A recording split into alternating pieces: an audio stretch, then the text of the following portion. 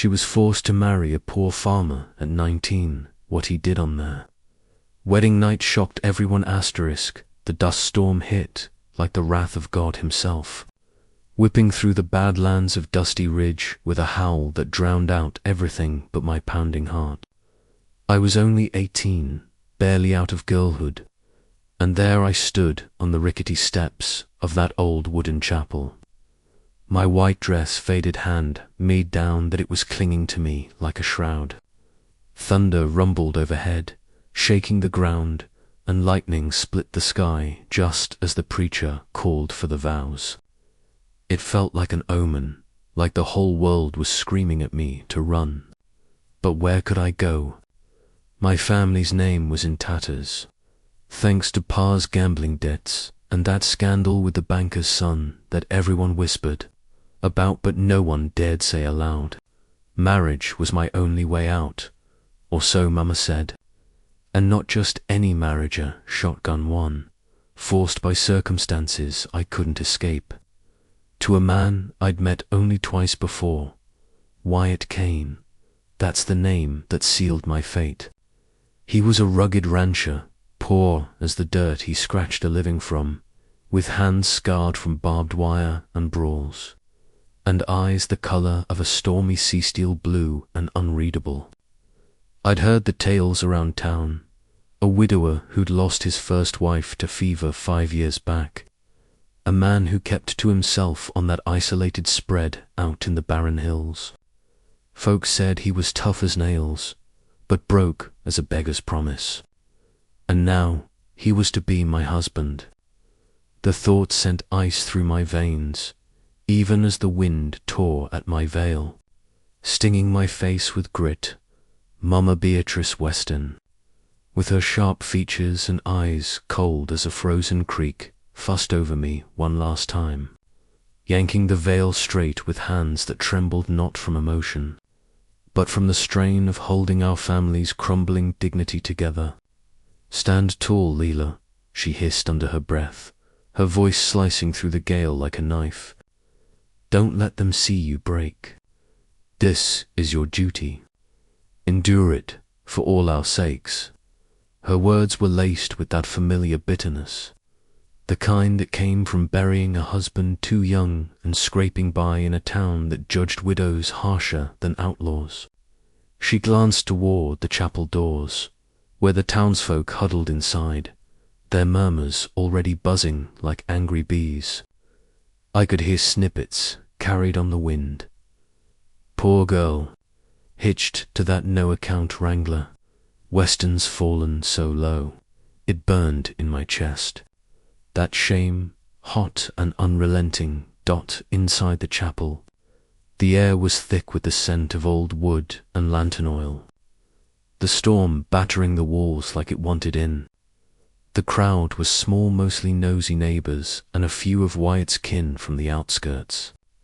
There was old Doc Harlan Tate, the sheriff who'd known Wyatt since they were boys rustling cattle for fun, leaning against a pew with his badge glinting under the dim light.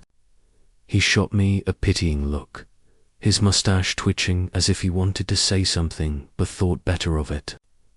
And then there was Aunt Millie, Mama's sister, sniffling into her handkerchief, her round face flushed with what I suspected was more whiskey than tears. "Oh, Lila darlin'," she'd whispered earlier, pulling me into a hug that smelled of lavender and regret. "He's a good man deep down.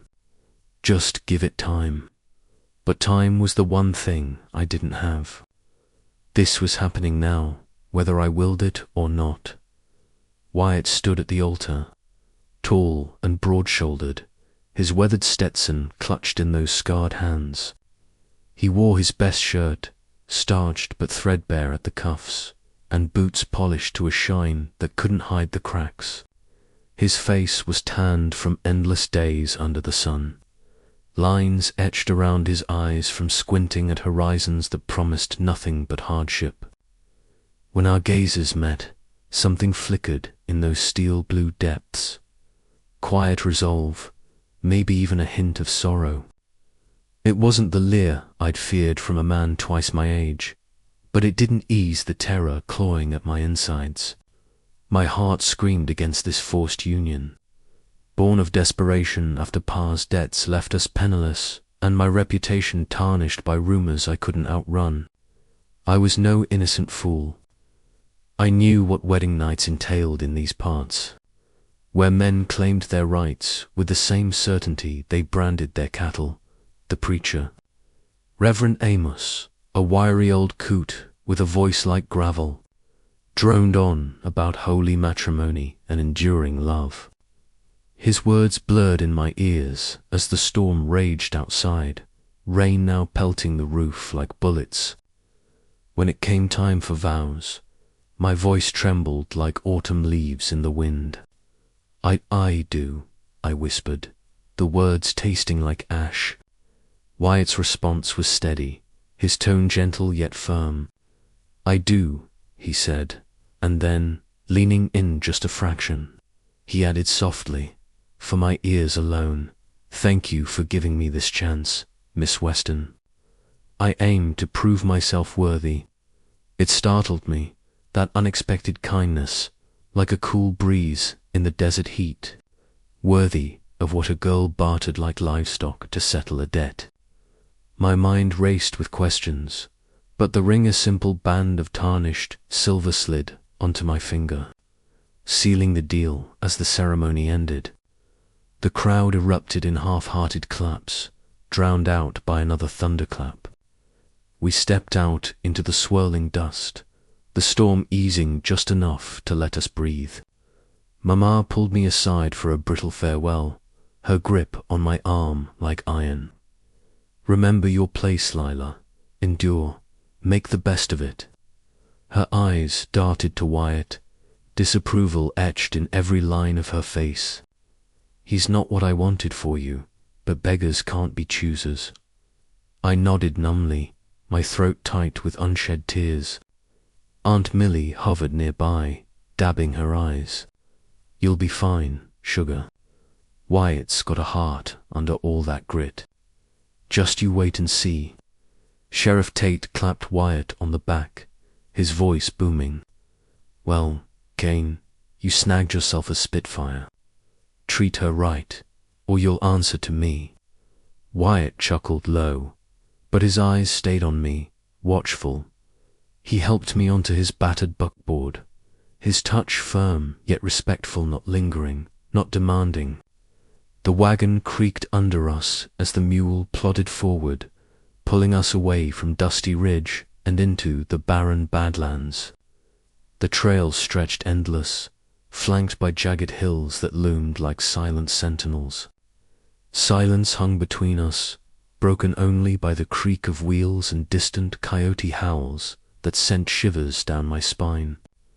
My mind whirled with fears. What if he was cruel behind closed doors? What if this life of dust and drudgery broke me? I'd dreamed of more of dancers in town halls, suitors with prospects, a love that swept me off my feet like in those dime novels Aunt Millie snuck me. Instead, I was bound to a stranger, my future as uncertain as the storm clouds retreating overhead.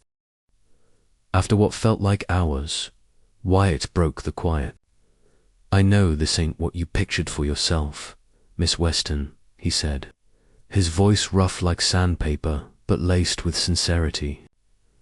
A fancy wedding, a man with means, but I'll treat you right. You have my word. I glanced at him, surprised by the vulnerability in his tone. You can call me Lila, I murmured, my voice barely above a whisper. He nodded, a rare, crooked smile tugging at his lips. Lila, it is then. That smilet wasn't triumphant, just human. It stirred something in me, a flicker amid the fear, but I pushed it down. Trust didn't come easy in these parts. The sun dipped low by the time we reached his ranch, a humble spread nestled against those jagged hills. The house was little more than a weathered cabin, tidy but sparse, with a sagging porch and a barn looming nearby. Smoke curled from the chimney, and a few scraggly chickens pecked at the dirt yard. It smelled of earth and pine, a far cry from the bustling western home I'd left behind before the debts stripped it away. Wyatt helped me down, his hands steady, and led me inside. The interior was clean, with a cast-iron stove, a rough-hewn table, and a single bedroom off to the side. My bag packed with what little I owned thumped to the floor. "You take the room," he said, setting it down gently. "I'll bunk in the barn loft for now." I blinked, unsure I'd heard right. The wedding night, every girl whispered about it, the expectations, the inevitability. In a world where men ruled with fists and firearms, restraint was as rare as rain in July. But "We're married," I stammered, my cheeks flushing despite myself. He nodded, his eyes meeting mine with that quiet resolve. "That's true. But I ain't one to rush a thing like this. You've had a hell of a day, Lila. Rest easy."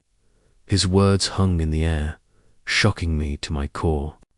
No demands, no leering grins, just respect, plain and simple. It was the last thing I'd expected from a poor rancher like him, and it left me reeling. A mix of relief and confusion swirling in my chest as he stepped outside to tend the animals. I sank onto the bed, the quilt rough under my fingers. The storm had passed, leaving a starry sky visible through the cracked window. My mind raced. Who was this man, really? The widower with a grave on the hill, as the rumors said. And why this kindness? It tugged at something deep inside me, a longing I'd buried under layers of duty and despair. Tears came then, hot and silent, for the life I'd lost and the unknown one ahead.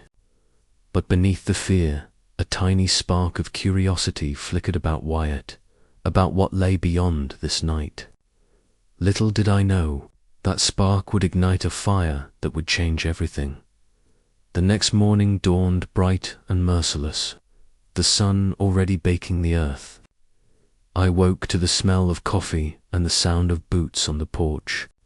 A simple breakfast sat on the table. Oats, a tin cup steaming, and a scrawled note in a neat hand. "Rest easy, we'll talk when you're ready." I stared at it, my heart twisting. No one had ever given me space like this. Not Mama with her endless commands, not Pa before he drank himself to ruin. Outside, Wyatt was mending fences, his shirt sleeves rolled up, muscles flexing under the sun. He moved with a purpose, unhurried, like he was part of the land itself. Days melted into a rhythm I hadn't anticipated. Ranch life was hard water to haul, fences to fix, calves to brand, but Wyatt never barked orders. He shared the load, his patient ways chipping at my defenses like water on stone. "You don't have to lift a finger if you don't want," he'd say, but I did, my hands blistering as I helped with the calves. "You got grit, Lila," he praised one afternoon, his voice warm as the midday sun. It sent a flush through me, that simple acknowledgement, planting seeds of respect in the dry soil of my heart. But tension simmered beneath the surface. One dusk, as we drove the herd, shadows moved in the brush, cattle rustlers, bold as brass. Gunfire erupted, bullets whizzing like angry hornets.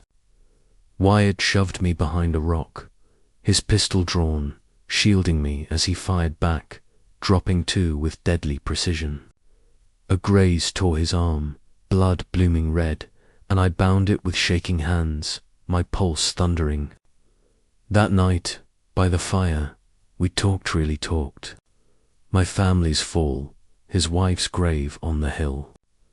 Vulnerability hung between us, forging a fragile bond amid the gunpowder scent. Sheriff Tate dropped by soon after, over beans and coffee, teasing Wyatt about his Spitfire bride. But his stories of Wyatt's heroism in an old range war hinted at dangers lurking, leaving me pondering the man I'd married. And when I baked cornbread, its aroma drawing him in. His delight coaxed my first laugh, a sound that felt like breaking free. Yet fear struck again.